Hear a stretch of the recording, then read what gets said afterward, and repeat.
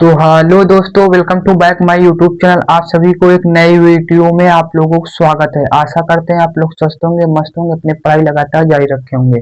आज का टॉपिक है धातु और अधातु में अंतर, और आप लोगों को इस क्लास में ये भी बताएंगे कि धातु और अधातु को कैसे पहचाना जाता है। और ये हाई स्कूल में बहुत ही इम्पोर्टेंट होता है, जो कि 4 नंबर या 6 नंबर में पूछा जाता है। तो आज हम देखने वाले हैं धातु और अधातु में अंतर, और उनके गुण भी देखेंगे। गुण आधारित इनको हम देखने वाले हैं। तो हमारा क्या दिया हुआ गुण दिया हुआ है, हमारा भौतिक अवस्था। भौतिक अवस्था दिया है। भौतिक अवस्था में क्या होता है, ये अधिकांश धातुएं क्या होती है, ठोस अवस्था में पाई जाती हैं। केवल जो फ्रेंसियम और सीजियम, गैलिनियम और मरकरी हैं, ये दो हैं जो तीन है चार, ये द्रव में पाई जाती हैं। और ये अधातु की बात में कह दी, अधातु द्रव के तीनों अवस्थाओं में पाई जाती हैं। ठोस में भी पाई जाती हैं, और द्रव में भी पाई जाती है, और गैस में भी पाई जाती है ना। तो ये तीनों रूप में पाई जाती हैं। अब हम अगर गुण की दूसरी गुण का बात करें तो उसमें होता है पारदर्शिता, यानी पारदर्शिता। ये मतलब अब देखिए, धातु में क्या होता है, समानता धातुएं अपारदर्शी होती हैं। अपारदर्शी मतलब क्या होता है, जैसे मान लो हम कोई कोई मान लो जैसे ये है मान लो मार्कर है। मार्कर के इधर से इधर नहीं देख सकते है ना, पा नहीं, हाथ है इधर से उधर नहीं पार कर सकते है ना। कोई भी धातु है अगर, तो उसमें क्या होता है, अपारदर्शी होती है। मतलब उसको अगर हम लेके ऐसे ऐसे देखें तो इधर से उधर का दृश्य नहीं दिखाई देगा हमको, है ना। और ये देखिए, और इसमें देखेंगे कि अधातु में क्या, अधातु अपारदर्शी, पारदर्शी या पारभाषक होती है। यानी ये तीनों प्रकार की होती है। पारदर्शी भी होती है, अपारदर्शी भी होती है, में पाई जाती हैं। तो अब हम देखेंगे जो कि तीसरा गुण हमारा, तीसरा है विद्युत एवं उष्मा का चालकता। मतलब ये कौन सी धातु उष्मा का चालकता होती है या अधातु, तो हम ये देखेंगे। तो देखिए, सभी धातुएं विद्युत एवं उष्मा की सुचालक होती हैं। मतलब वो सभी धातुएं जो होती हैं क्या होती, तो ये क्या होती हैं, सभी धातुएं विद्युत एवं उष्मा की सुचालक होती हैं। मतलब जैसे आप लोगों को हम प्रयोग करके दिखा रहे हैं। जैसे कि आप लोगों ने देखा होगा, ये होल्डर है, ये होल्डर है, तो हम क्या करेंगे, जैसे कोई हम क्या हुआ, ये है क्या है, पेन है, ये है, इसमें हम अगर इसके छेद में अगर हम डालेंगे तो ये विद्युत का क्या, विद्युत में हमारा करंट नहीं मारेगी, है ना, क्योंकि ये प्लास्टिक की है और इसमें ये उष्मा का सुचालन नहीं होता है। इसमें यानी धारा प्रवाहित नहीं होती है, तो हम इसमें हम डालेंगे तो हमें करंट नहीं मारेगी। अगर बात करें आपको ये पेंसिल की, जो कि ये जो काला होता है ग्रेफाइट होता है, जो कि ये आ जाता है अधातु में। और अधातु में क्या होती है, देखो, ग्रेफाइट को छोड़कर लगभग सभी अधातुएं विद्युत की उष्मा की कुचालक होती हैं।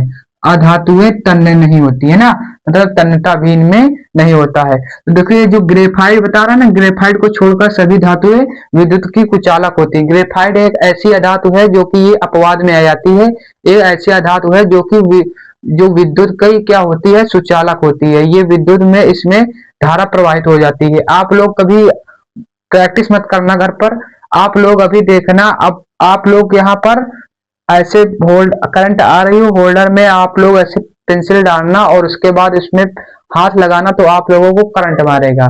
तो ये जो ग्रेफाइट होती है वो क्या होती है, विद्युत का क्या होती है, सुचालक होती है। अब बात आती है हमारी किसकी, तन्यता की। तो तन्यता की बात आती है जो कि धातु में होती है। धातुएं तन्य होती है, इसके तार खींचे जा सकते हैं। यानी धातुएं जो होती है उनको पीट करके या हथौड़े से पीट करके एक लंबे बारीकी तार में हम इसको इसका उपयोग कर सकते हैं। और जो उसके बाद आती है अधातुएं। अधातुएं जो कि तन्य नहीं होती हैं, अधातुएं तन्य नहीं होती हैं। अधातुओं को हम एक पतले तार में नहीं खींच सकते हैं। उसके बाद आता है भंगुरता। भंगुरता क्या होता है, भंगुर ये होती है धातुएं भंगुर नहीं होती हैं। ये जो धातुएं होती है मतलब भंगुर नहीं होती। मान लो एक हथौड़ा मार दिया, टूट जाए, है ना। तो ये अधातुएं भंगुर नहीं होती है। मतलब ये अधातुएं को अगर हम पीटेंगे तो ये हमें पीटने पर क्या होगी, भंगुर, यानी छोटे छोटे टुकड़ों में नहीं टूटेंगी। और उसके बाद अगर हम आ जाए आधार पर, तो ये भंगुर होती हैं और इनको हथौड़े से पीटने पर छोटे छोटे टुकड़ों में टूट जाती है ना। तो ये भंगुर होती हैं, अधातुएं क्या होती हैं, भंगुर होती हैं। अब बात करें हम कि जो कि है धात्विक चमक, यानी कि अब हम देखेंगे कि कौन सी धातु में चमक होती है, अधातु में। तो देखिए इसमें लिखा हुआ है, आपको लिखा हुआ है धातुएं चमकीली होती हैं। धातुएं जो होती हैं चमकीली होती हैं, और अधातु में अगर जाएंगे तो ग्रेफाइट और आयरन, ये जो होता है ग्रेफाइट, आयोडीन यानी नमक को छोड़ करके सभी धातुएं चमकीली होती हैं, यानी चमकीली नहीं होती हैं।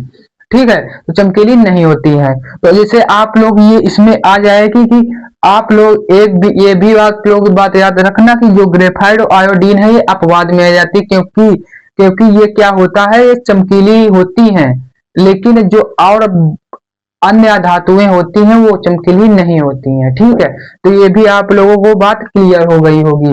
उसके बाद आता है धात्विक ध्वनि, मतलब ये अब देखेंगे कि क्या होता है, इसको पीटने पर आवाज होती है, यानी धातु को जब हम पीटेंगे, हम किसी हथौड़ों से पीटेंगे, मान लो आप लोहा लो, लोहा को आप हथौड़ों से पीटो, कितना आवाज देता है कि नहीं।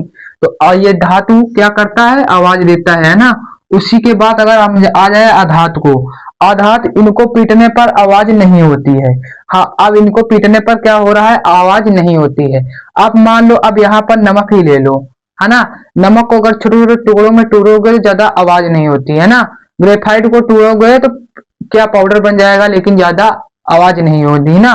तो इसमें क्या होती है, इनको पीटने पर आवाज नहीं होती है। ठीक है, क्या होती है, इनको पीटने पर आवाज नहीं होती है। और हाँ, आप लोगों को एक बात और बता दे, आप लोगों को बहुत ही डाउट रहता है कि हम धातु और अधातु कैसे पहचाने। तो आप लोगों को ये भी हम डाउट खत्म कर देते हैं। देखिए कि अगर धातु आ जाए, अगर धातु तुमको आ जाए कहीं पर, धातु देखने के लिए मिले, उसमें देख लेना आखिरी में एम लगा रहता है। क्या लगा रहता है, एम लगा रहता है ना। धातुएं में एम लगा रहता है, जैसे सोडियम, मैग्नीशियम, एल्युमिनियम, सब ये क्या होती है, ये क्या होती है, धातुएं होती है जिसमें आखिरी में एम मिल जाए, है ना। और उस अधातुएं क्या होती हैं, अधातुएं क्या होती हैं, इनके आखिरी में, अधातुओं के नाम के आखिरी में ना निकलता है। जैसे हाइड्रोजन, है ना, हाइड्रोजन। अब जैसे हीलियम आ जाएगा तो हीलियम किस में आ जाएगा, यम में, ये इसमें धातु में आ जाएगा, है ना। तो हाइड्रोजन, हीलियम। अब लिथियम भी इसी में आ जाएगा, लिथियम, बोरान उसमें चला जाएगा, है ना। बोरान नार है ना, बोरान, कार्बन उसी में जाएगा ना, carbon, hydrogen, lithium, barium, boron, carbon, nitrogen, oxygen, fluorine, neon, sodium, है ना, मैग्नीशियम, एल्युमिनियम, सिलिकॉन, सिलिकॉन किसमें चला जाएगा, फास्फोरस, है ना। ये सब क्या होगा, ये जब होंगे धातु अधातु को समझ में आया होगा आप लोगों को कि जो धातु निकलेगा उसमें आखिरी में धातु के नाम में एम लगा रहता है, एम निकलेगा, अधातु में ना निकलेगा। तो ये हुई अधातु को और धातु पहचानने की ट्रिक भी हुई, है ना। तो उम्मीद कर रहे हैं आप लोगों को ये क्लास अच्छी लगी हो, तो आप लोग इस क्लास को शेयर और लाइक करना अपने दोस्तों के साथ। और आप लोगों को जो भी डाउट हो तो इस वीडियो के कमेंट बॉक्स पर पूछ सकते हैं। तो मिलते हैं अगली क्लास में।